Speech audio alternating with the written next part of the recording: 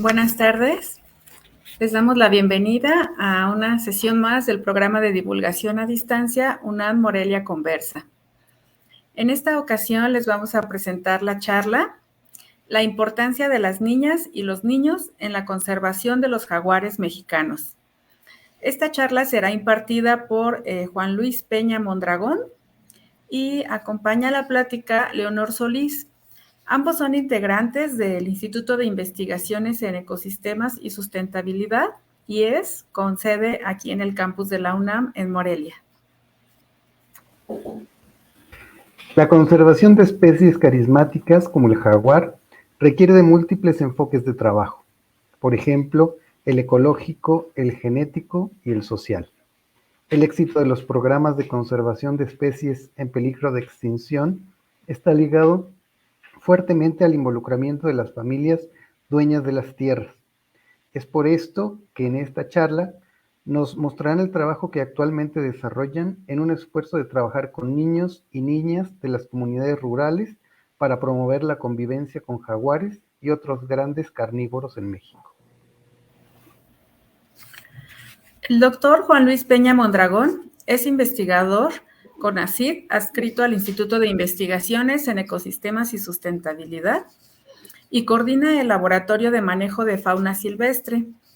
Tiene más de 20 años de experiencia trabajando con grandes mamíferos carnívoros en México y es pionero del trabajo socioecológico en el estudio de las interacciones entre humanos y vida silvestre. La maestra en ciencias, Leonor Solís Rojas, es la responsable del área de comunicación del Instituto de Investigaciones en Ecosistemas y Sustentabilidad de la UNAM. Es especialista en comunicación audiovisual ambiental y en comunicación digital ambiental. Forma parte de la Red Mexicana de Periodistas de Ciencia y de la Asociación Internacional de Comunicación Ambiental. Agradecemos al público que se está uniendo a esta transmisión a través de las páginas de Facebook de UNAM Campus Morelia, Vinculación UNAM Morelia y del Instituto de Investigaciones en Ecosistemas y Sustentabilidad de la UNAM.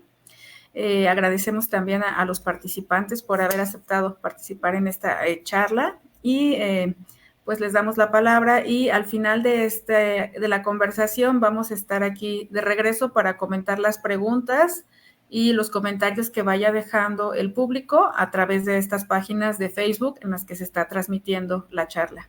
Muchas gracias. Muchas gracias. Gracias. Sí, gracias Rolando y Laura. Bueno, pues para comenzar, bienvenidas y bienvenidos a todos los que están ya en este momento conectados a través de nuestro conversatorio y sobre todo pues darle la bienvenida a nuestro invitado súper especial, a Juan Luis Peña Mondragón, que es un investigador del IES, y pues agradecerle que aceptara la invitación para participar en este conversatorio. Juan Luis es un científico sobre todo pues dedicado a la mastozoología, que es el estudio de los mamíferos, pero que tiene un interés particular en los mamíferos carnívoros y particularmente en el jaguar, ¿no?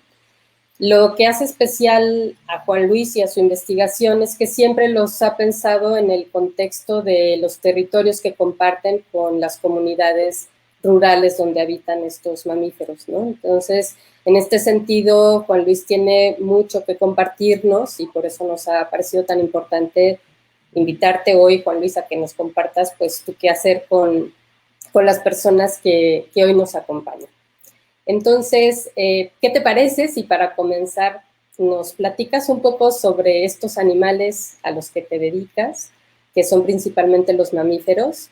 No sé si nos puedas contar básicamente pues cuáles son las características que los distinguen, cuáles son los mamíferos que tenemos en México y sobre todo pues quiénes son y qué es lo importante de los mamíferos carnívoros. No sé si son muchas preguntas, Juan Luis, pero espero que no te sea complejo responderlas. Muchas gracias. Sí, muchas gracias. Pues de inicio agradecer la invitación de nuevo, ¿no? Entonces a ti, Leonor, a la unidad de vinculación Porque siempre compartir el trabajo es el quehacer, es parte del quehacer científico, ¿no? Si lo que haces no lo compartes, yo creo que hay un eslabón que se rompe, ¿no? Entonces, tenemos que hacer llegar la información y lo que hacemos a las personas que no están envueltas en la ciencia, ¿no? Entonces, y explicar por qué es importante lo que hacemos como ciencia, ¿no? Entonces, cómo se humaniza la ciencia, y estos ejercicios son parte de eso y me encantan, ¿no? Entonces, ahorita sí quiero platicarte, antes de platicar los jaguares, como tú bien dices y lo mencionas, ¿qué es un jaguar, no? Y cómo llegamos a los jaguares. Exacto. Entonces, déjame que comparto unas imágenes que traigo aquí en una diapositiva. Entonces, ahorita le voy a buenísimo. A Rolando que nos ayude. Entonces, ese es, bueno, eso no es necesariamente importante, pero esto sí. Entonces, los mamíferos carnívoros, yo creo que es muy importante mencionarlo desde el contexto de qué son, ¿no? Entonces, los mamíferos carnívoros, como su nombre lo dice, son mamíferos, ¿no? Entonces, y los mamíferos tenemos de muchos tipos. Entonces, y los podemos clasificar de acuerdo a dónde viven, cómo surgen, ¿no? Y algunas características generales. En rojo, aquí vemos los 3 tipos de mamíferos, ¿no? Entonces, conocemos a los mamíferos que ponen huevos, que es como el ornitorrinco, y ese que lo hizo famoso en una caricatura. Los niños lo van a conocer y lo identifican de inmediato, ¿no? A Phineas y Ferb, creo que se llama, no sé pronunciarlo, nunca lo he visto. Entonces, pero los ornitorrincos son los únicos mamíferos que ponen huevos. Son los primeros mamíferos que surgen en el camino evolutivo y obviamente todavía tienen ciertas características, ¿no? Entonces, y después tenemos, cuando ya no es necesario el huevo, pues entonces, pero las crías siguen naciendo incompletas, entonces todavía no llegan a término. Entonces lo que sigue es, bueno, si ya no tienen huevo, pues entonces las crías que nacen incompletas, pues las metemos a una bolsita, ¿no? Entonces, y esa bolsita es el marsupio. Entonces el otro gran grupo en el camino evolutivo, si lo podemos ver de esa manera, es los marsupiales, ¿no? Entonces los koalas, todos los animales que viven en Australia, por ejemplo, pero en México tenemos uno que es particularmente interesante y que puede ser odiado o amado, ¿no? Que es el tlacuache. Entonces es el único marsupial que tenemos en México, ¿no? Entonces, en el camino evolutivo, en el caminito evolutivo, tenemos a los mamíferos que ponen huevos. Cuando deja de ser necesario el huevo, las crías nacen, pero nacen sumamente subdesarrolladas y necesitan terminar de hornearse en un marsupio, en una bolsita de la mamá. Y después en el camino evolutivo, cuando ya las crías no necesitan salir y meterse en una bolsita, ya crecen dentro de su madre, ¿no? De una cosa que se llama placenta, ¿no? Entonces, son los mamíferos placentarios o verdaderos mamíferos, ¿no? Entonces, que somos nosotros. Y estos son los jaguares, ¿no? Entonces, los primates, los jaguares, los osos y muchos otros, ¿no? Pero si lo vemos desde el punto de vista de dónde viven, tenemos algunos terrestres, tenemos acuáticos, tenemos voladores, por ejemplo, como los murciélagos, son los únicos que vuelan. Algunos dicen, la ardilla voladora. No, esa no vuela, esa planea, ¿no? Entonces, pero bueno, entonces, y algunas características anatómicas que los hacen propios es que tienen huesos muy sólidos, tienen pelo, tienen glándulas, producen leche y tienen una dentadura que es diferenciada. O sea, es decir, cuando nacemos tenemos una muda. O sea, bueno, primero nacemos sin dientes, ¿no? Entonces, pero como tenemos que pasar por el canal de parto, entonces por eso no tenemos dientes, ¿no? Porque entonces no cabríamos, ¿no? Entonces ya cuando nacemos nos salen los primeros dientes y como la cabeza crece, pues obviamente no podemos tener esos dientes con los que nacemos, mantenerlos hasta adultos, porque nos quedarían chiquitos, ¿no? Entonces, después de cierta edad, mudamos esos dientes, que los conocemos como de leche, y después nos sale una muda nueva, ¿no? Que ya es permanente, ¿no? Esa característica es muy particular de los mamíferos, ¿no? Entonces, pero si lo vemos desde el punto de vista de diversidad, o sea, ya los mamíferos como tales, tenemos en México toda esta diversidad de mamíferos que van a ver aquí ustedes. No se los voy a platicar todos, pero nada más les voy a decir que dentro de los mamíferos tenemos a los murciélagos, tenemos a los marsupiales, tenemos conejos, liebres, monos, musarañas, armadillos, manatís, mamíferos marinos, tenemos los tapires, tenemos a los osos hormigueros, a los ardillas, roedores, tenemos a los venados y tenemos aquí arriba a la estrella del día de hoy, ¿no? Los carnívoros, ¿no? Entonces, en realidad los mamíferos carnívoros son parte de un ensamble muy, muy diverso de mamíferos que tenemos en México, ¿no? Somos casi el 5º lugar en mamíferos a nivel global, ¿no? Entonces, eso hace que revista de cierta importancia. al grupo como tal, ¿no? Entonces, ahora, tenemos algo que los humanos tenemos una cierta atracción por lo que se define como bello para algunos, ¿no? Entonces, asumiendo que la belleza es subjetiva, pero muchos de los animales característicos son carnívoros, ¿no? Entonces, el oso negro, el jaguar, son animales muy bonitos, ¿no? Entonces, y que cuando la gente piensa en conservar animales, que si tú le preguntas a una persona, ¿qué conservamos? ¿Un jaguar o un ratón? Pues, un jaguar, ¿no? ¿Un jaguar o un armadillo? Un jaguar, siempre te van a decir, ¿no? Son especies muy carismáticas, ¿no? Entonces, en ese sentido, pues los jaguares son carnívoros y son solamente un pequeño puntito dentro de todo esto, ¿no? Entonces, pero tiene ciertas características muy importantes, ¿no? Y nada más quiero terminar con lo de los carnívoros para decir que los carnívoros en México los podemos dividir en dos grandes tipos. Grandes carnívoros, que son de más de 15 kilos, que podemos mencionar al oso, al lobo gris, al puma y al jaguar, ¿no? Pero después hay carnívoros que son de 1 a 15 kilos, que son los llamados mesocarnívoros, como zorrillos, linces, coyotes, tenemos a los jaguarundis, a los cabeza de viejo.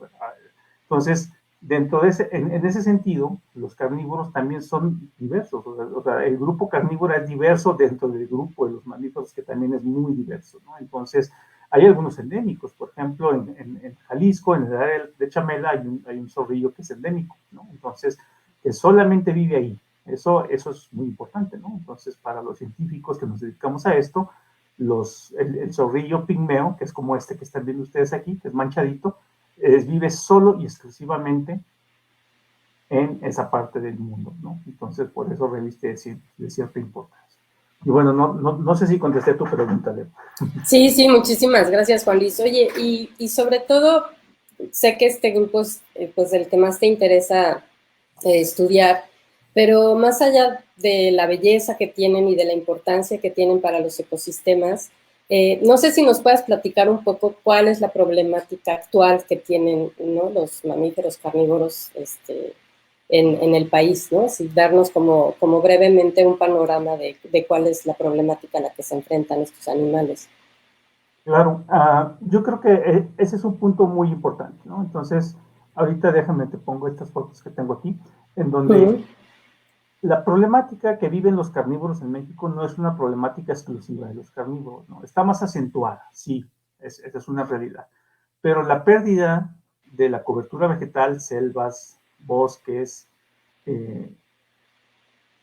como en su forma original, es el hábitat de estos animales, ¿no? Entonces, y gran parte del problema es que por los humanos necesitamos insumos, ¿no? Entonces necesitamos material para construcción, necesitamos alimentos, necesitamos dentro del alimento el cultivo, los cultivos y la producción de carne son muy importantes, ¿no? Entonces, ese avance de las áreas donde se produce carne, donde se produce toda esta parte agrícola, se le llama frontera agropecuaria. Entonces, pudiéramos delimitarla de manera muy burda y como solo como un ejercicio, esta parte que sería la frontera agrícola o la frontera agropecuaria, esa cada año crece, crece, crece y crece y crece más, ¿no? Entonces, cada vez se abren más pastas o se abren más áreas ganaderas para la producción de carne, para la producción de ciertos productos agropecuarios, sobre todo, vamos a englobarlos en ese sentido. Entonces, ese aumento de la frontera agropecuaria hace que los animales tengan muchísima presión, porque cada vez tienen menos hábitat, cada vez tienen menos sitios en donde desarrollar sus funciones básicas, ¿no? Que es nacer, crecer, reproducirse y morir, ¿no? Entonces, ese ciclo de la vida de todo ser vivo, entonces los carnívoros también tienen que desarrollarlo, ¿no? Entonces, pero obviamente esto afecta a todas las especies, por ejemplo, de los mamíferos que les puse ahorita, esto los afecta a todos, no nada más a los carnívoros, ¿no? Pero ahorita voy a mencionar el por qué, ¿no? Entonces, ahora esto trae consecuencias, ¿no? Entonces, por ejemplo, este es un lince en Nuevo León, en donde lo mataron porque se metía a comerse las crías de los chivos, ¿no? Entonces, que para el productor significa un ingreso, ¿no? Entonces, para muchos ganaderos, los coyotes son un mal pues que no han podido controlar, ¿no? Entonces, ahora, hay que prender las alarmas, porque en México, con esta apertura de pastas, por ejemplo, hay animales que son exclusivos de bosques, ¿no? Pero hay animales que les gustan mucho las áreas abiertas, ¿no? Entonces, y ese es el coyote. El coyote no debería de, por ejemplo, de llegar hasta Chiapas, hasta Campeche, hasta Tabasco, ¿no? Entonces, no debería de estar ahí, ni en El Salvador, ni en Guatemala. El problema es que con esta apertura de pastas, ya hay registros de coyotes en Campeche, en Chiapas, en El Salvador, ¿no? Entonces, eso significa que el coyote está aumentando su área de distribución y se está convirtiendo en un problema muy grave, ¿no? Entonces, eso significa esto, ¿no? O sea, estas interacciones negativas están asociadas a represalias mortales, vamos a llamarlo así, ¿no? Entonces, en donde los animales son asesinados, ¿no? Entonces, aquí, esta es una foto de Estados Unidos, pero esta es una foto de un puma. Vean el tamaño del puma, ¿no? Es una cosa enorme. Entonces, esto, y también fue eliminado, ¿no? Porque se metía a los ranchos a comer, ¿no? Entonces, y esa es parte de la problemática, ¿no? Entonces, que al final del día afecta a todas las especies, pero los carnívoros son mucho más sensibles porque tienen bajas tasas de reproducción, es decir, se reproducen pocas veces al año y no se vuelven a reproducir hasta que la mamá desteta a las crías, ¿no? Entonces, eso significa 2 años, 3 años de un jaguar cachorro con su mamá, tiene que aprender muchas cosas. Entonces, tarda mucho en volver a reproducirse un jaguar y se reproduce pocas veces, puede tener 3 o 2 cachorros y la mayoría a veces muere y a veces no todos llegan a la adultez. Entonces, esas características tan particulares de estos animales hace que sea muy grave, ¿no? Entonces, esta problemática asociada a la deforestación, a la cacería ilegal de sus presas, porque si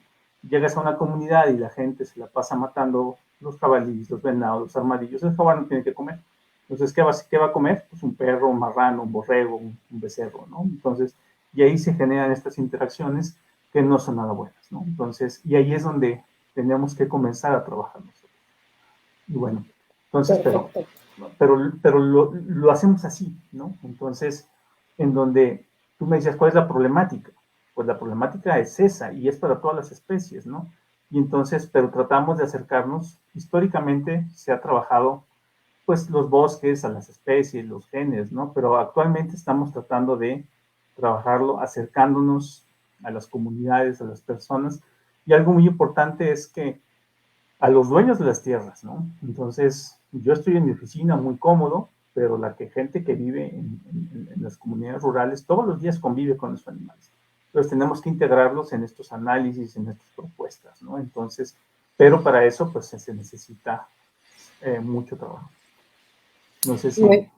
Sí, sí, pues sí, muy bien, muchas gracias, Juan Luis. Precisamente creo que es algo pues muy relevante que además es importante tanto compartirlo como ir comprendiendo pues la problemática de la interacción, ¿no? De los animales que pues igual nos puede encantar un jaguar, pero si entra un jaguar a nuestra casa, pues igual quién sabe qué haríamos, ¿no? Entonces, entender esto me parece muy relevante, la forma en la que tú abordas la problemática desde la perspectiva, digamos, de tanto del animal y su conservación como desde las comunidades, ¿no?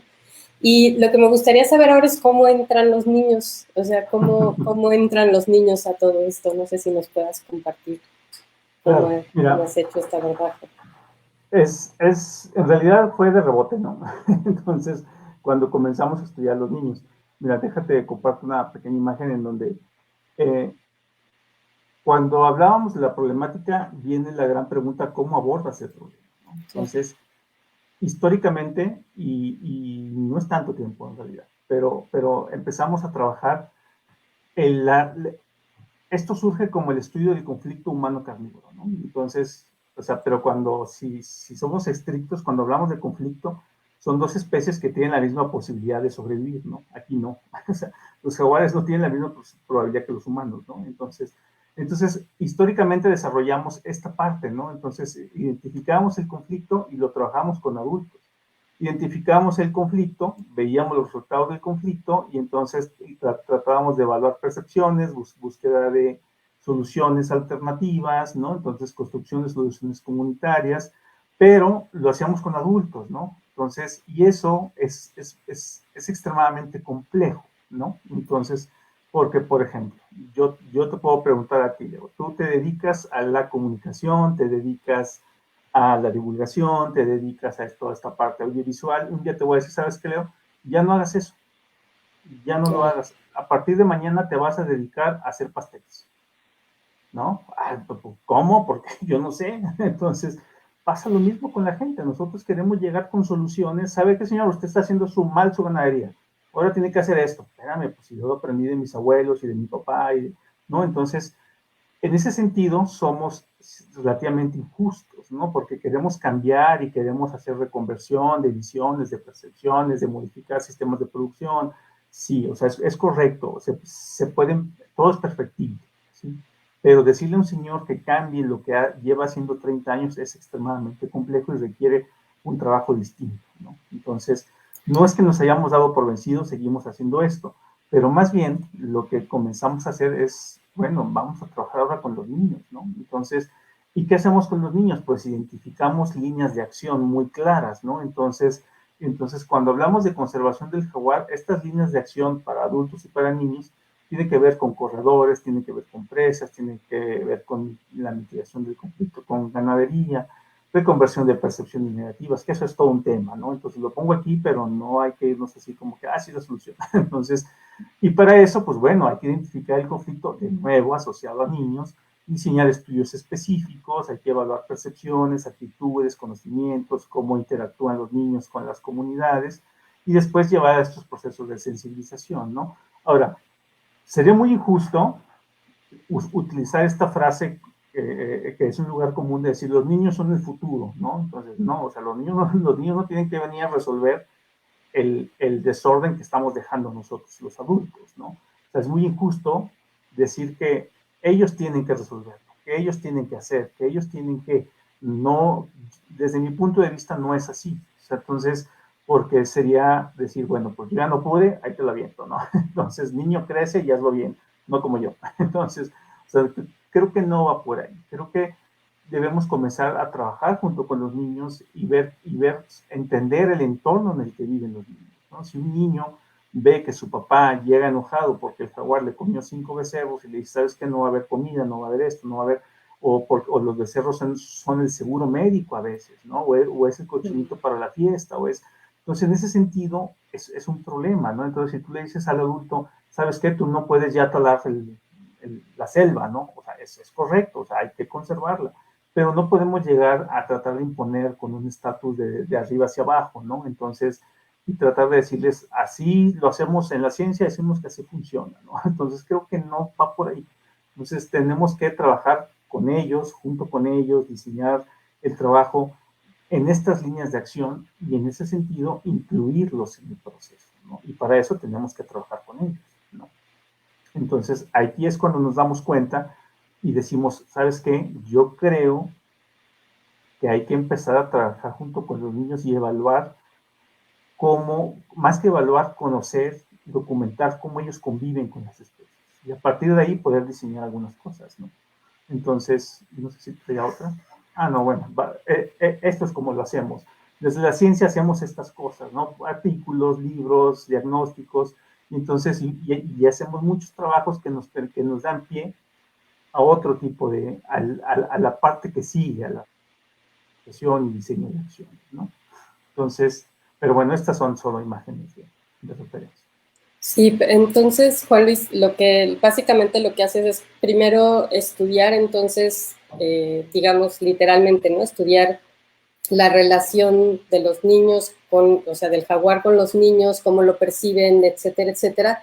Y después de eso, o sea, también creo que es una parte que es muy valiosa de tu quehacer porque buscas la manera, ¿no? Como decías, de sensibilizar, pero tampoco como empiezas de cero, según tengo entendido, ¿no? Te basas en estas cosas y luego generas, pues, diferentes actividades y bueno, a mí me impresiona todo lo que has hecho, entonces me gustaría ahorita si nos puedes comentar un poco de esto y sobre todo compartir pues la cantidad de cosas que has hecho para, pues eso, en las comunidades para sensibilizar con respecto de los jaguares. Claro, sí, no podemos empezar de cero. Yo creo que eso es muy difícil. Entonces, ¿por qué? Porque si yo llego con, históricamente lo que se hacía era, llegabas a la comunidad con un proyector, una computadora y les pasabas fotos de imágenes, ¿no? Y les decías, estos son importantes, ¿no? Entonces, y un jaguar es esto, y esto. No, o sea, con los estudios que hemos hecho nos damos cuenta que los niños conocen bien a los jaguares, o sea, conviven con ellos, ¿no? Un niño te dice, es que yo tuve uno de chiquito, mi papá lo agarró en la selva y me lo trajo y yo lo vi, ¿no? Entonces dices, híjole, no. Y por ejemplo, mira, nada más para acentuar esta foto. Esta foto es increíblemente cruda, difícil, ¿no? O sea, tenemos dos niños montados en un jaguar muerto, ¿no? O sea, ¿cuántas oportunidades tenemos los investigadores de tener un jaguar así de cerquita? Uf, muy poquitas, ¿no? Entonces los niños conviven con los jaguares, los niños los conocen, ¿sí? O sea, la abuelita le dice, mi hijo, no te vayas por ahí porque por ahí pasa el gato, ¿no? El tigre. Entonces, o sea, los niños los conocen, los ven, o sea, es decir, o sea, más bien tenemos que detectar áreas de oportunidad y para eso tenemos que hacer estos diagnósticos, percepciones, conocimientos, actitudes, evaluar la interacción y lo hacemos con herramientas que hemos tomado de la pedagogía, que hemos tomado de la antropología. No somos antropólogos, no somos pedagogos, no somos psicólogos, ¿no? Hemos tenido que adaptarnos, hemos tenido que diseñar ciertas metodologías que nos permitan obtener datos a corto plazo. Una desventaja de la antropología, la psicología, es que necesitas periodos muy largos, ¿no? Para generar información. Nosotros necesitamos información ya. Entonces hemos tenido que adaptar este tipo de metodologías para generar información a corto plazo, ¿no? Entonces, ya con esto, entonces si vamos a una comunidad y los niños de los diagnósticos que haces te dicen, no, pues yo no conozco la huella del jaguar, ¿no? O sea, no sé diferenciarlo. Ah, bueno, entonces diseñamos una actividad para poder explicarles cómo diferenciarlas, que son estas, que es lo que me preguntabas, ¿no? Entonces, ¿y qué es lo que hacemos? Pues bueno, a partir de todos estos diagnósticos, a partir de todo este trabajo que hemos estado haciendo, hemos diseñado algo que le llamamos una caja de herramientas, ¿no? Entonces, que es diseñar una actividad en particular para una cosa nada más, ¿no? Por ejemplo, si los niños no conocen, o sea, necesitan, si no conocen o si necesitan reforzar, de acuerdo a los diagnósticos que hicimos, cómo identificar las huellas, pues bueno, tenemos varias actividades. Por ejemplo, esta se llama Saca tu huella, ¿no? Que tiene un objetivo, tiene una metodología, tiene unos materiales y tiene unas instrucciones. O sea, no nos levantamos un día y ahí vamos a hacer esto, ¿no? Sino más bien lo diseñamos a partir de los diagnósticos. Entonces, por ejemplo, Saca tu huella es para cualquier persona mayor de 10 años. ¿Por qué? Pues porque necesitas yeso dental, necesitas un molde, un batidor, agua. Y entonces, si nosotros llevamos moldes de las diferentes huellas de los animales que viven en la región, los hemos hecho en diferentes lugares de México. Entonces, no es lo mismo, no podemos sacar la huella de un oso en Chiapas, por ejemplo, ¿no? Entonces, tenemos diferentes moldes, ¿no? Entonces, por ejemplo, otro que se llama los tatuajes, que también es con huellas, pero esto es para jóvenes. O sea, no es, si tú pones a un adolescente a hacer una huellita de yeso, no le gusta. Entonces, y más bien lo que hicimos fue diseñar algunos tatuajes con moldes igual de huellas, ¿no? Entonces, ¿qué necesitas? Obviamente un brazo. Entonces, una pintura de henna, moldes, y entonces les pintas a los adolescentes una huella de un puma, una huella de un jaguar, y mientras la haces, pues le explicas, ¿no? Entonces, o este otro que se llama el Yenguar, que espero que Matel no esté viendo la presentación para que no me demande. Entonces, pero tomamos un Yenga, entonces dijimos, Yenguar, éxito, ¿no? Entonces, y lo que hicimos es que este Yenga, las primeras piezas las pintamos de verde y les pusimos a cada pieza el nombre de una especie vegetal. Después las azules, que son especies animales, en su mayoría herbívoros, y después las amarillas, que son carnívoros tope, que son jaguares, coyotes, ¿no? Entonces y hasta arriba los humanos. Entonces aquí necesitas 4 niñas de entre 8 y 10, bueno, niños o niñas de entre 8 y 10 años, 4 torres, ¿no? Entonces 4 niñas y niñas por juego, o sea, por torre. Entonces el tiempo es variable. Entonces más bien aquí lo que hacemos es que le dices al niño que saque una pieza y que cuando la saque dice, ah, pues yo talé un pino, yo talé una ceiba, yo talé, entonces, y después pueden sacar cualquier pieza. Si es un animal, dice, ah, yo cacé un jaguar, yo cacé un venado, yo cacé un armadillo, ¿no? Estos también están personalizados para las regiones. Entonces, lo que el niño va viendo es que mientras tú vas sacando piezas, la torre, que es el ecosistema, que los humanos están hasta arriba, dependen del ecosistema. Entonces, entre más piezas quites del ecosistema, más se debilita. Es decir, cuando ya es inevitable, pues las piezas caen, y los primeros que caen son los humanos, ¿no? Entonces, en ese sentido, es una actividad diseñada para que el niño entienda el papel de todas las especies en el ecosistema y que el jaguar es una más de ellas, ¿no? Es parte del entorno. Entonces, y el eliminar a sus presas, eliminar la cobertura vegetal, pues va a tener consecuencias, ¿no? Entonces, y a veces los niños te dicen, bueno, pues es que ya le saqué muchas piezas y no se cae. Bueno, pues es que es un, y ahí nos inventamos, es un ecosistema resiliente. Entonces, le decimos, bueno, pues es que hay ecosistemas que soportan más que otros, ¿no? Entonces, ah, sí, ya juegas con ellos, ¿no? Entonces, al final, inevitablemente se cae, ¿no? Entonces, perdón, ese es un ejemplo de lo que hemos estado haciendo en los diferentes lugares, ¿no? Estas son todas las actividades que tenemos. Saca tu huella, pinta caritas, tatuajes, yenguar, ¿no? Entonces, por ejemplo, en Nuevo León hemos aplicado casi todas, ¿no? Entonces, en Chiapas algunas, en Michoacán algunas, en Jalisco no todas, en Tabasco no todas, ¿no? Y estos son los números totales que tenemos hasta ahorita de niños con los que hemos trabajado, ¿no? Entonces, es un censo, ¿cómo se dice? Moderado, ¿no? Ya aproximado. Aproximado, sí, pero bastante conservador, ¿eh? Entonces, porque no hicimos los censos ahí, sino más bien esto lo tomamos de la cantidad de niños que se registraban en las listas y todo eso, ¿no? Entonces, son muchos más, pero eso es lo que pudimos rescatar, ¿no? Entonces, en realidad yo ahorita, no sé si quieres que te muestre las fotos de las imágenes o tienes alguna otra pregunta. No, igual sí, si nos muestras estaría muy bien, sí, gracias. Bueno, les voy a poner el ejemplo nada más, ¿no? Por ejemplo, ahí está, saca tu huella, ¿no? Entonces, aquí tenemos unos moldes de que tiene aquí la señora, es un molde de silicón, entonces, y lo que hacen es que van sacando sus moldecitos como ¿no? Entonces, y se lo llevan a su casa, de las presas o de los carnívoros, y aquí está el yeso dental, ¿no? Que puede ser el azul o el amarillo. Pintacaritas, ¿no? Este es meramente lúdico, este no tiene un objetivo, este no tiene nada, no tiene nada que ver con evaluar ni dar a conocer nada, es un poco romper el hielo con los niños, ¿no? Ese es su principal objetivo, ¿no?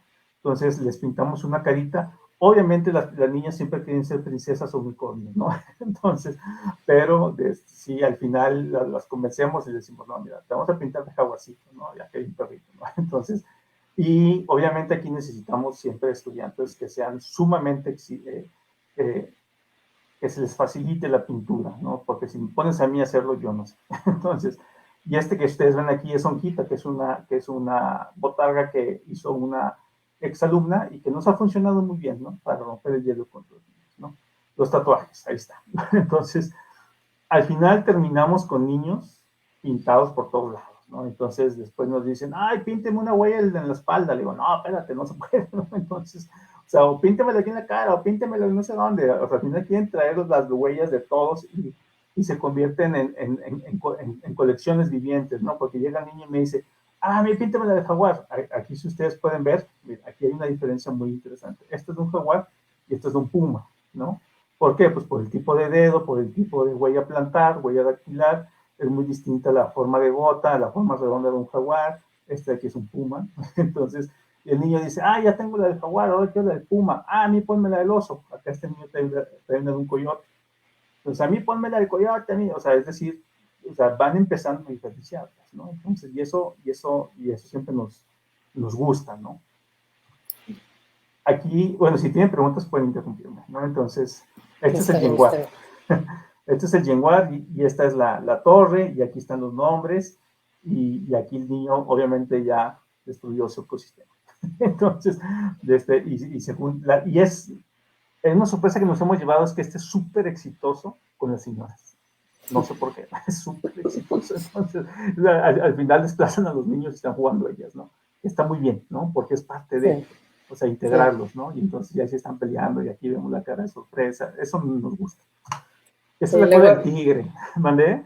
Nada, que luego hay actividades así, ¿no? Que de pronto intervienen, uno lo hace para los niños y ahí están los señores, la señora, los jóvenes, y eso está padre. Ese es el objetivo. Al final, no encontré las fotos, pero tengo ganaderos jugando en Game ¿no? Entonces, y eso es súper padre. Entonces, hasta te dicen, ponga la vaca y no sé qué. Le digo, bueno, está bien. Entonces, este se llama cola de tigre, que es una lona, que son 2 dados. Un dado trae números y otro dado trae las 6 especies, ¿no? Entonces, el niño lanza los 2 dados y guarda la casilla. Cada casilla significa, por ejemplo, esta es una regla de un jaguar, o sea, ¿cuánto mide? Entonces, si caes aquí y te toca el jaguar, ¿cuánto mide un jaguar? Si te toca el oso, ¿cuánto mide un oso? O cómo es su huella, cuánto come, con quién convive. Hay un cazador que si caes aquí, pues obviamente es una casilla de castigo, ¿no? O la tala ilegal. Entonces, el objetivo es que los niños lleguen aquí. Tenemos estas fichas que son grandotas, que las sacamos de un rotafolio de Konam, que tiene unos diseños muy bonitos, ¿no? Por ejemplo, aquí se alcanza a ver la casilla de qué come. Si te cae el jaguar y el qué come, entonces tienes que decir qué come. Ahora, el niño no tiene que contestar bien, no es el objetivo, ¿no? Sino que más bien los dejamos que hablen y al final que ganen todos, ¿no? Entonces, y los niños pueden hacer todas las actividades que pongamos en ese mismo momento. Aquí tenemos, por ejemplo, unos niños pintados jugando, ¿no? Entonces, y hay que ser, siempre la autocrítica es importante. Este no nos ha funcionado muy bien, ¿no? Entonces tenemos que rediseñarlo, tenemos que hacer varias cosas, ¿no? Y ahorita tenemos a estudiantes de servicio social y estancia que me están ayudando con esto. Este es un teatrito que hicimos, que hay una historia, que tiene un guión, que está más asociado a conflictos, ¿no? Entonces, llegan los niños, dibujan su máscara, bueno, hacen una máscara, se pueden pintar, y aparte pueden hacer unos títeres, y al final pasan a ver la obra de teatro, ¿no? Que dura como 5, 8 minutos, en donde les hablan de la importancia. Tenemos estos mopeds, tenemos algunas otras imágenes que nos ayudan como a explicar. Y aquí, este es un cuadro donde ponemos el título de la obra, ¿no? Estos titeritos que tenemos aquí, o titerecitos, no sé cómo se llaman, no sé cuál es la forma correcta de decirlo, pero aquí los niños arman su títere. Puede ser un zorrito, puede ser un oso, puede ser un venado, puede ser un castor, en donde el niño va escogiendo qué títere quiere, y las chicas y los chicos de servicio nos ayudan a armarlo, ¿no? Entonces, y al final pasan a ver la obra, ¿no? Entonces, esto también es muy lúdico, esta parte, pero se conjuga con la obra, ¿no? Porque cuando en la obra van saliendo los personajes, los niños van interactuando. Y las máscaras, estas máscaras las tomamos de un programa que se llama Jaguares sin Fronteras, de la WCS, que es la Wildlife Conservation Society, que tiene un librito con unas máscaras muy bonitas, y las tomamos y los niños las dibujan y nosotros les ayudamos a armarlas, ¿no? Entonces, y se conjuga con la botarga, que al final hacemos como una ronda de San Miguel, se llama, o de Doña Blanca, no sé cómo se llama, que están todos los niños en círculo, y entonces y los chicos del servicio social y la botarga se ponen en medio y empiezan a cantar: el jaguar se va a comer a su presa natural. Entonces todos los que traigan máscara de presa natural corren, ¿no? Porque el jaguar los va a alcanzar. Entonces, si yo soy pájaro, soy un cotorro, ¿me comerá o no comerá? Y se queda el niño parado. Y a ver, ¿cómo ustedes qué creen? ¿Se lo come o no se lo come? ¿No? Entonces, no, que sí, que no, y discuten. Aquí el problema que tenemos es que las fotos de las vacas, las máscaras de las vacas, los marranos, los perros, nadie les quiere. Entonces, ningún niño quiere ser marrano ni quiere ser perro. Entonces ahí nos toca a nosotros usarlas, ¿no? Entonces, porque la idea es que, a ver, el jaguar se va a comer presas domésticas y que corran los que tengan domésticas, ¿no? Pero nadie quiere, ¿no? Entonces, pero bueno, es parte del juego, ¿no? Y estas son mesas de mamíferos en donde les explicamos con material biológico las diferencias de los mamíferos, de los cráneos de los jaguares, cómo es una piel, ¿no? Entonces, y eso les gusta mucho a los niños, cuál es la diferencia entre un asta y un cuerno, y eso les gusta mucho, ¿no? Y otra es en dónde vive el jaguar. Esta es interesante porque imprimimos una lona muy grande con un escenario hipotético, que hay un bosque, una pasta ganadera, una cerca y unas casas, ¿no? Entonces, el niño ya con su máscara, y estos jaguares están impresos en papel autoadherido. Entonces, hace su máscara, le regalamos el jaguarcito y le decimos, ve y ponlo donde creas que vive el jaguar. Entonces va y lo pega. Y después contamos frecuencias, ¿no? Entonces, o sea, es parte, o sea, hay actividades que son muy lúdicas, perdón, hay actividades que nos dan información, hay actividades que nos refuerzan cierto conocimiento que consideramos que es importante reforzar, ¿no? Claro. Y bueno, esas son fotos de la mayoría bueno, de todas las actividades. Bueno, ya está Onquita en pantanos de Centla, ¿no? Entonces, agradezco al estudiante que con 99 grados de humedad, 99% de humedad y 44 grados se puso la botarga en medio del pantano. Entonces, Claro. pero bueno, no le picaban los moscos. Está muy bien. Y no sé si quieras mencionar más agradecimientos o está bien. Pues mira, yo creo que, o sea, esto, ¿no? O sea, Okay. al final las familias. Mira, aquí tenemos a Onquita con los ganaderos, ¿no?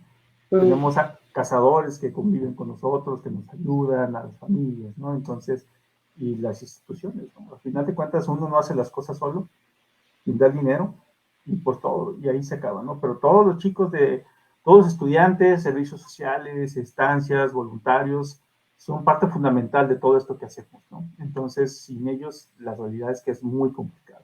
Aquí vemos, este es un GIF de Onquita conviviendo con los niños ahí creo que es Manantlán. Entonces, y es un poco lo que les decía, ¿no? Entonces, más bien ya, yo creo que dejo de pasar imágenes y más bien contesto tus preguntas. Muchas gracias. No, pues muchísimas gracias, Juan Luis. Está interesantísimo todo lo que nos compartes.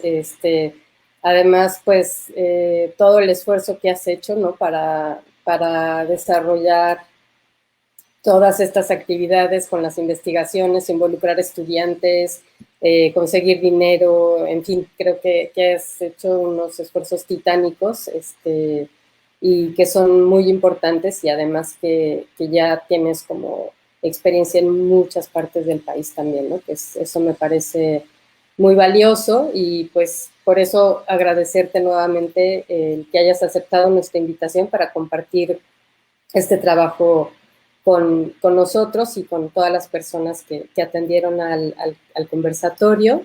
Y quizá de momento yo voy a detener un poco mis preguntas, que luego no paro, pero no sé si les parezca bien que invitemos nuevamente a Rolando y a Laura para que se incorporen con nosotros y más bien que nos compartan las preguntas que ha hecho el público, ¿no? A lo largo de tu plática. Ajá. Muchas gracias, Juan Luis. Sí, no, sí. Gracias a ti por tus palabras, Diana.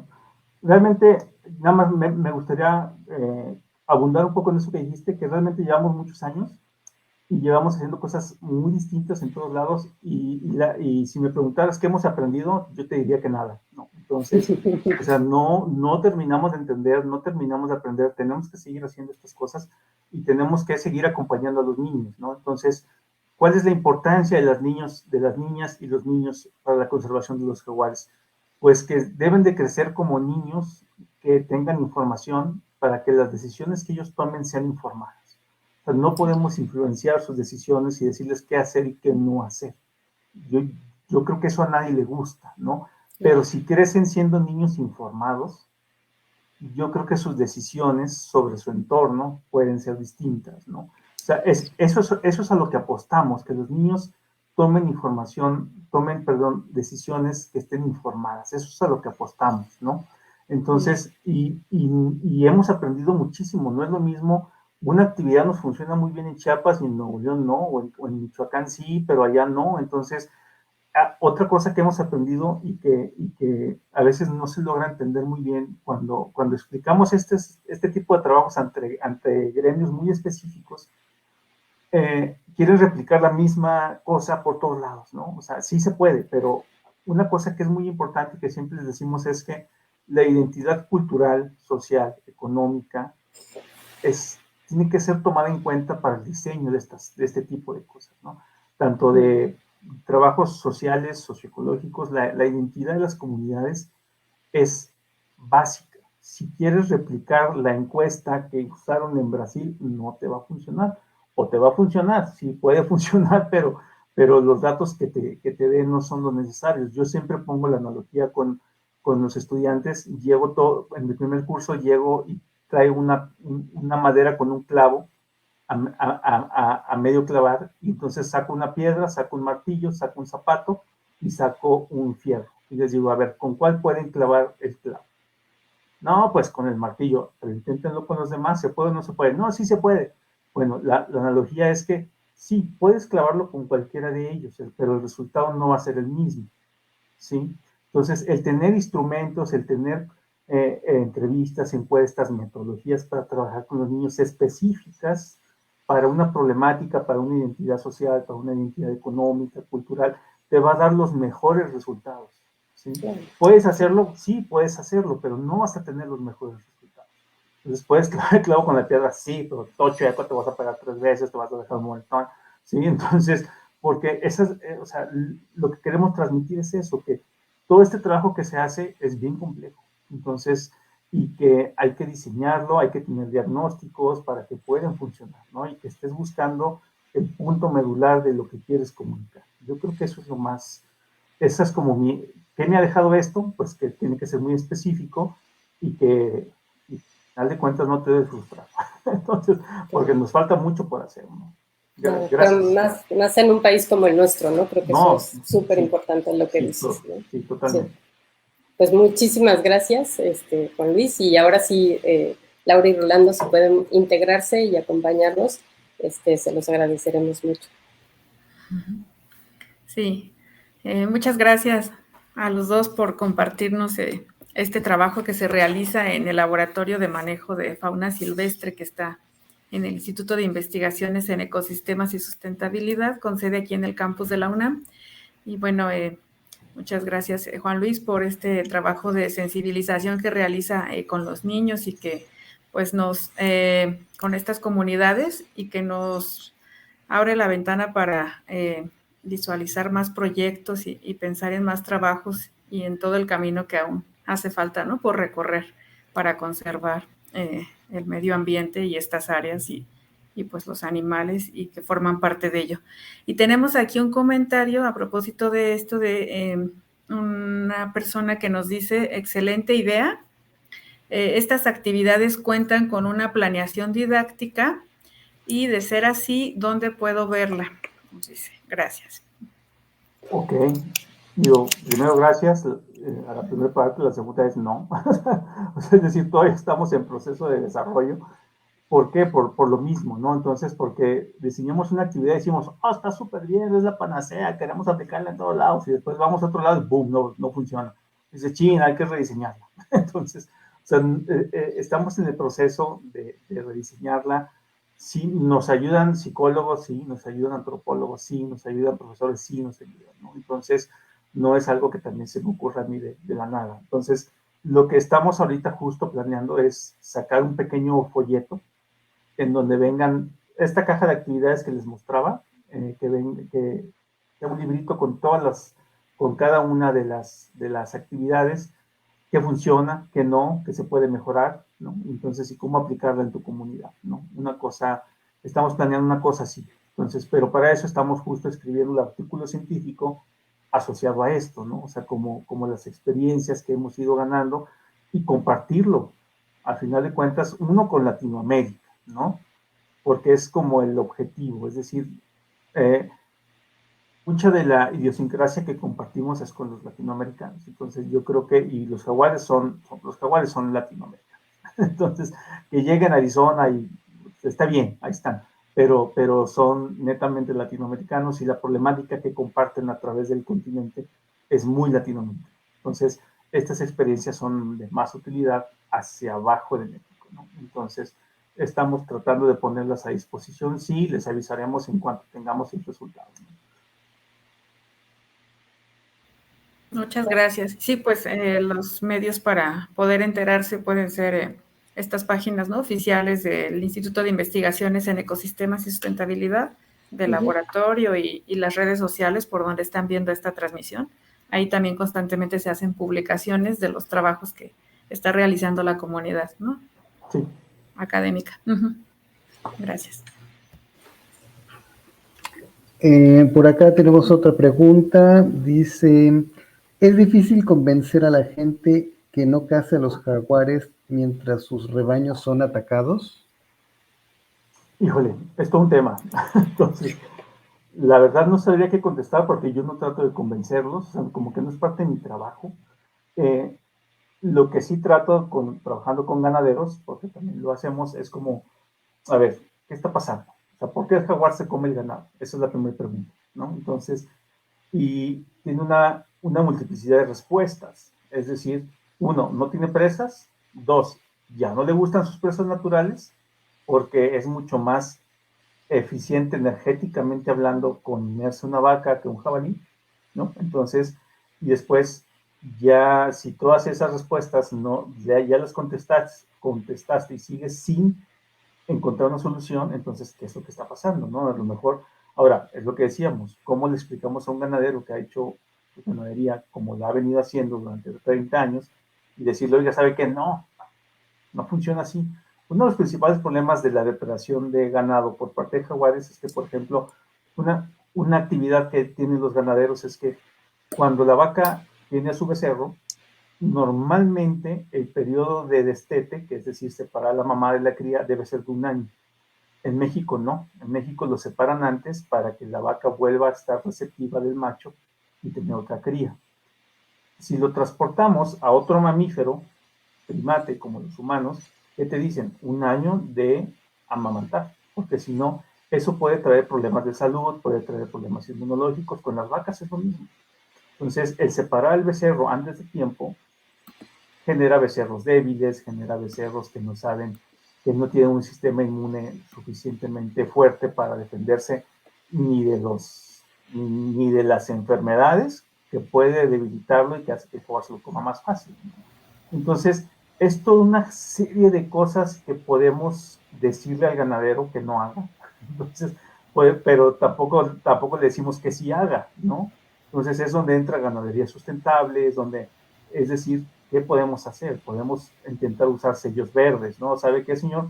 No sobrecargue su pasta, su potrero, ¿no? Entonces no le metas en vacas, métale 5 o métale 50 o las que dice el sistema agrario nacional, ¿no? Entonces, ¿por qué? Porque entonces va a tener vacas más fuertes, más eficientes, van a engordar más y les va a vender mejor, ¿no? Entonces, si tienes más vacas, crecen menos, se pelean por el recurso, entonces es difícil convencer a los ganaderos, ¿no? Entonces, porque no somos dueños de la verdad. Entonces, por eso la pregunta es difícil, no podemos entrar a convencer, tenemos que tratar de mediar, ¿no? Entonces, en donde, a ver, ¿cómo le hacemos, no? Entonces, miren, pues hágalos para acá. Entonces, aparte, la ganadería en México es una ganadería extensiva, ¿no? O sea, ¿cómo cercas hectáreas y hectáreas, hectáreas y el jaguar las va a burlar? Entonces, esa es la cosa, ¿no? Entonces, que aparte el impacto de un jaguar es mucho más, tiene un impacto psicológico, que le llamamos eventos catastróficos, que la gente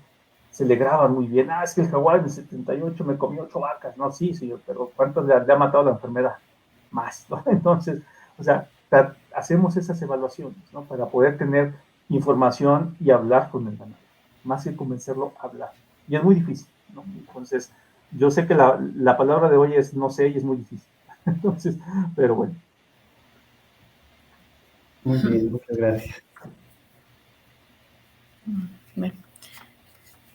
Hablando de este tipo de evaluaciones y de platicar nuevamente con las personas que trabajan, dice una pregunta, ¿cómo es la retroalimentación o cómo se monitorea el cambio de actitud de la población con respecto a la conservación del jaguar?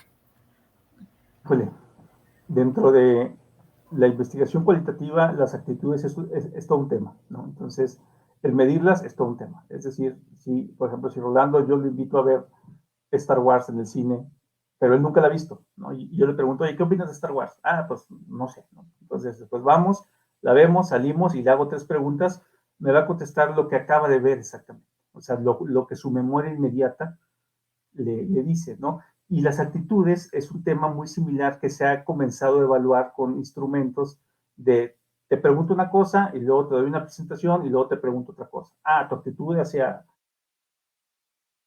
cambio de tu actitud fue positiva porque te pregunté una cosa y después me contestaste otra, ¿no? Cuando realmente las actitudes es algo bien complejo, ¿no? Entonces, si me preguntas cómo las medimos, yo creo que esas respuestas son a largo plazo. O sea, que la gente cambie sus acciones. Y eso es muy difícil medir. Te pongo un ejemplo. En Nuevo León tenemos una persona que nos ayuda. Históricamente él es un tigrero. Un tigrero es una persona que le pagan por matar jaguares, ¿no? Entonces, para evitar el daño en el ganado. Entonces, él ve un jaguar, lo mata, se lo lleva a los ganaderos y todos le dan un dinero, ¿no? Ese es un tigrero en el norte. Entonces, este tigrero, cuando llegamos a trabajar con él, nos dice, sí, yo he matado no sé cuántos, y no sé cuántos pumas, y no sé cuántos osos, ¿no? Entonces, y le decimos, bueno, mira, ¿sabes qué? Queremos poner cámaras, queremos hacer esto otro, que es la otra parte que hacemos, la parte ecológica.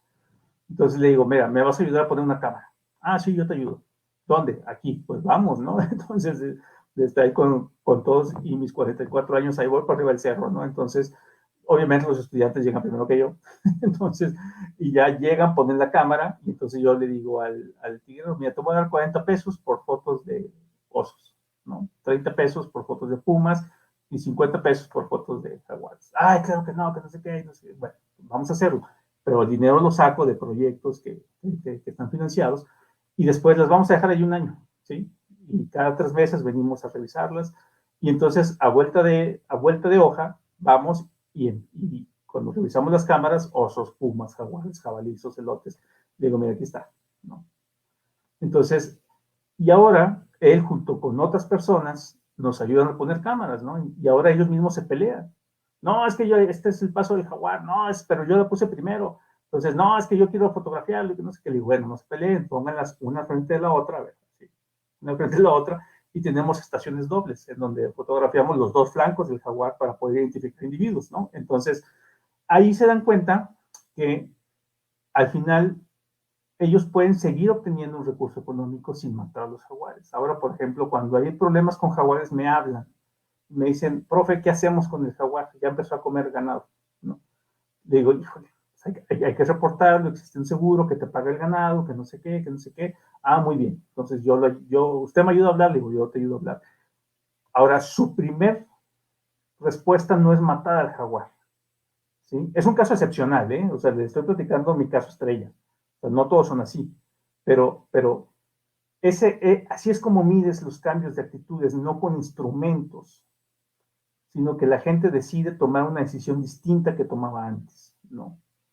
O sea, a eso se refiere el monitoreo de actitudes, ¿no? Más que un instrumento que te diga, ah, sí, su actitud ahora es más positiva que antes, ¿no? Eso no dice mucho. Entonces, porque al final de cuentas, en su diario vivir, en su realidad, porque la realidad que él vive es muy distinta a la mía, ¿no? Entonces, en su realidad toma una decisión distinta. A lo mejor terminan matando al jaguar, no sabemos, pero no lo puedo culpar por eso, ¿no? Entonces tengo que preocuparme que las decisiones que tomen sean distintas, uno, que sean informadas, ¿no? Entonces ya en ese sentido, pues ahí llevamos las de ganar, porque ya le piensa, lo mato, no lo mato, le pregunto, no le pregunto, prefiero poner la cámara. Ya a su hijo, perdón, un chico adolescente, le llevamos una laptop, le enseñamos a usar Excel, el GPS, entonces va y toma puntos y los pasa a una computadora y después me pasa el Excel, ¿no? Entonces, esta es una referencia de una caca, de una huella, de un no sé qué, aquí está el becerro que lo mató, ¿no? Entonces ese tipo de cosas, y le pagamos al niño, obviamente, ¿no? O sea, entonces, un jornal, 2 jornales, 3 jornales. Entonces, y ya toman decisiones distintas, ¿no? Entonces, así es como nosotros medimos la actitud, con la toma de decisiones distintas a como lo hacían antes, más que un instrumento.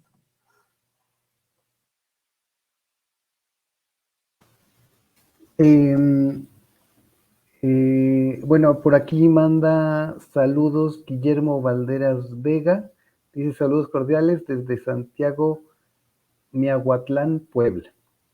Pues saludos. Y bueno, aquí hay una pregunta muy general que creo que ya has contestado de algún modo. Dice, ¿cómo estudias a los jaguares? A los jaguares, mira, Así como con los niños que hay de rebote, con los jaguares también.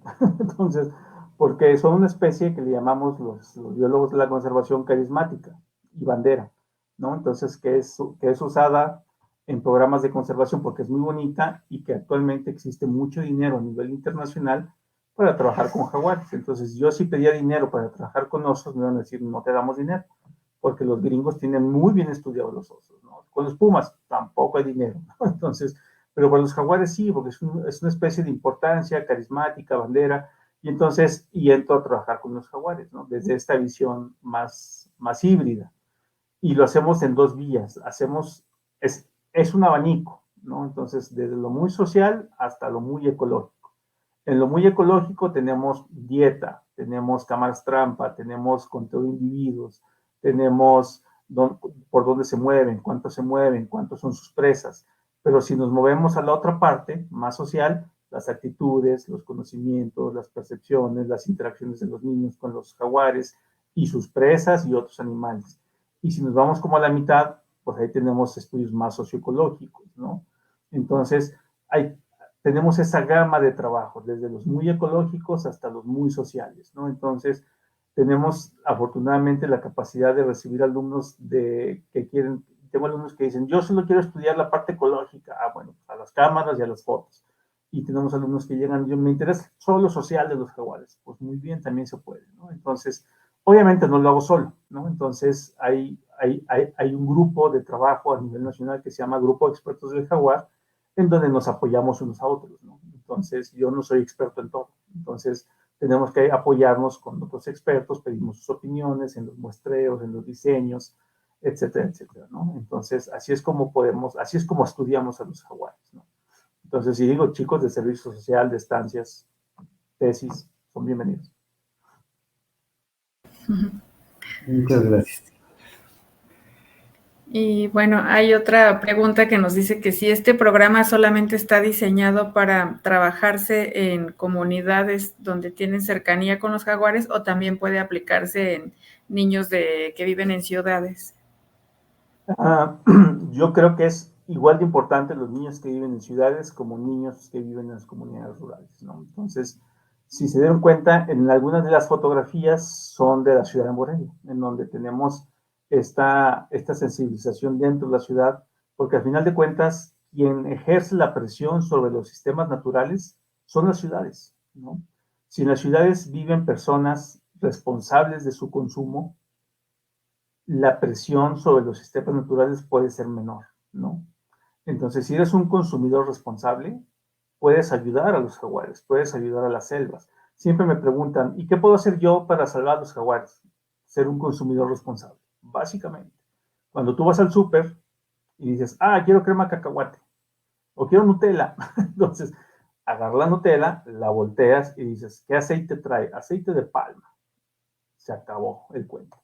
La palma de aceite es uno de los principales drivers para la deforestación de las selvas, ¿no? Entonces, si consumes productos que están hechos en su mayoría con aceite de palma, estás promoviendo la deforestación de las selvas, por ejemplo, ¿no? Entonces, el ser un consumidor responsable permite disminuir la presión sobre las áreas naturales y, en ese sentido, los niños de las ciudades son sumamente importantes, que se vuelvan consumidores responsables, que entiendan que sus acciones tienen un efecto como el efecto mariposa. Entonces, y que ellos pueden contribuir al trabajo con los jaguares. Entonces, por eso todas estas actividades las aplicamos en áreas rurales y las aplicamos en las ciudades, en las dos, ¿no? Entonces, ahí es donde me doy de topes, digo, no funcionó, bueno, pues también son cosas distintas, ¿no? Entonces, pero son igualmente importantes y se pueden aplicar en los dos. Sí, muchas gracias. Pues nos estamos acercando al final, ya no hay comentarios del público. Nuevamente les agradecemos mucho su participación y habernos traído este tema tan bonito y que nos da para más proyectos, como les comentaba, y para sensibilizarnos y estos datos interesantes que nos comentas como consumidores, ser más responsables. Y bueno, tenemos muchas tareas por seguir haciendo y gracias Leo, gracias Juan Luis, y les agradecemos su espacio a la gente que se que siguió la transmisión y nos dejó sus comentarios. Muchas gracias. Se quedan aquí en las páginas de Facebook estas transmisiones y también se suben a la página de YouTube de Vinculación UNAM Campus Morelia. Ahí la pueden seguir viendo. Y pues les esperamos el siguiente mes con el siguiente tema de UNAM Morelia Conversa para que conozcan el trabajo que realizan los integrantes de la comunidad académica del campus de la UNAM aquí en Morelia. Les agradecemos su participación y al público y a Rolando y a todos los involucrados en este trabajo. Gracias. Muchas gracias. Gracias.